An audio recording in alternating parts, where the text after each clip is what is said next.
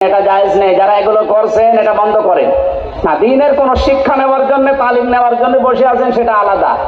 তাছাড়া মেয়ে বিয়ে দেবেন, ধান লাগাবেন জমিতে, এই নিয়ে আপনি গল্প শুরু করেছেন নামাজের পরে মসজিদে ফ্যান ছেড়ে দিয়ে। আমার দাদা একটা গল্প বলছিল শিক্ষার জন্য। কিছু মানুষ নামাজ পড়ে না, কোন ওয়াক্তে যায় না, কিন্তু এলাকাতে বিদ্যুৎ নেই, সোলারে চলে, মসজিদে জেনারেটর দিয়ে ফ্যান চালায়। লোকজন যে বলছে মুয়াজ্জিন সাহেব আমরা নামাজ পড়বো না, এশার নামাজ পড়ে মানুষ যখন সব চলে যাবে চাবি দিয়ে দেবেন, ফজরের আজান দিতে আসবেন চাবি নিয়ে নেবেন, অসুবিধা নেই, আমরা ফ্যান ছাড়া আমাদের খুব কষ্ট হচ্ছে। মুয়াজ্জিন বলছে এমনি এমনি দেবো, ঠিক আছে, মাসে আপনাকে গোপনে আমরা 4 জন মিলে 2000 টাকা দেবো, ঠিক আছে। এশার নামাজ পড়ে সব বাড়ি চলে যায়, ওরা আসে রাত 9:30 10টায়। মসজিদে প্রবেশ করে মানুষ 4 জন, ফ্যান দিয়েছে 10টা।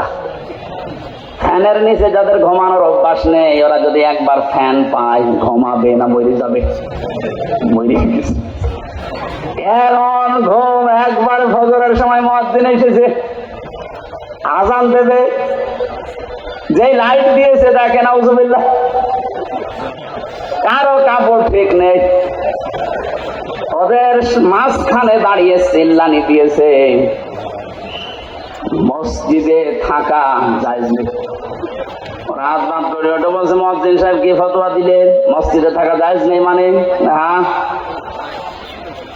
মসজিদে থাকা জায়েজ নেই, ফতোয়া দেন, দলিল কি বলেন? দলিল কি? আমি নিজে দেখলাম। কিসের দলিল?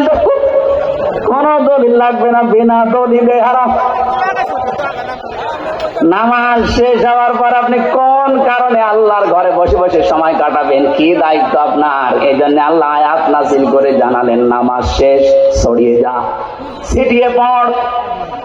অবতাগু মিন ফাদলিল্লাহ, আল্লাহর অনুগ্রহ, ফজল কোথায় পাওয়া যায় সেখানে দৌড়িয়ে যা।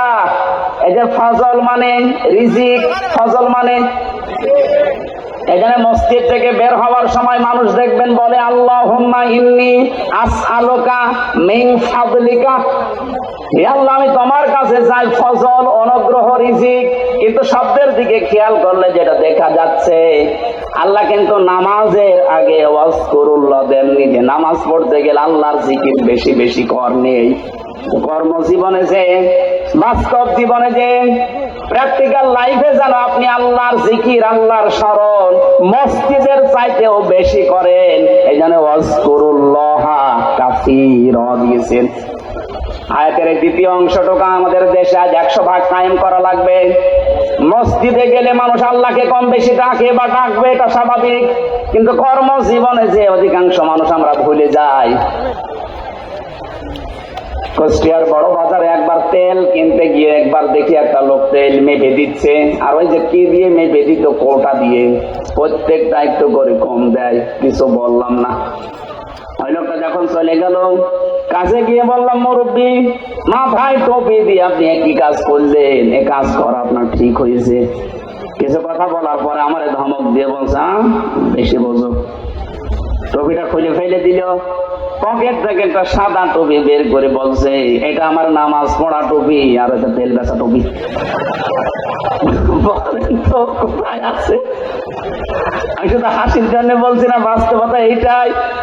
ওই যে নামাজে স্মরণ করেছিল যে টুপিটা মাথায় দিয়ে, ওই টুপিটা মাথায় দিয়ে যদি ওর কর্মজীবনে আল্লাহকে স্মরণ করতো, প্রতিবার একটু একটু করে কম দিতে পারতো। কোরআনে কারীম এদের জন্য জানিয়েছে ওয়াইলুল লিল মুতাফফিফিন আল্লাযীনা ইযা তালু আলান নাসি ইস্তাগফুন, ধ্বংস হয়ে যাক ওই মানুষগুলো, যেই মানুষগুলো ওজনে কম বেশি করে, নেওয়ার সময় বেশি নেয়, দেওয়ার সময় কম দেয়। এটা শুধু দোকানদারদের জন্য না। আমরা মনে করছি যারা ওজন করে ওজনে কম বেশি দেয়, তা না। এই যে চেয়ারে বসে আছে, এটা একটা ওজনের চেয়ার। এখানে যে যেখানে আছেন ওই জায়গায় আপনার ওজন আছে। শিক্ষকতা যারা করে, শিক্ষকরা তো নেওয়ার সময় বিভিন্ন জায়গা থেকে জ্ঞান ঠিক মতোই নেয়, দেওয়ার সময় আর দিতে চায় না, বলে প্রাইভেট পড়া লাগবে, কোচিং করা লাগবে। এই যে নেওয়ার সময় ঠিক মতো নিলেন, দেওয়ার সময় আর ক্লাসে দিতে চান না, তখন আলাদা ক্লাস। আপনি আল্লাহর বরদোয়ার শামিল।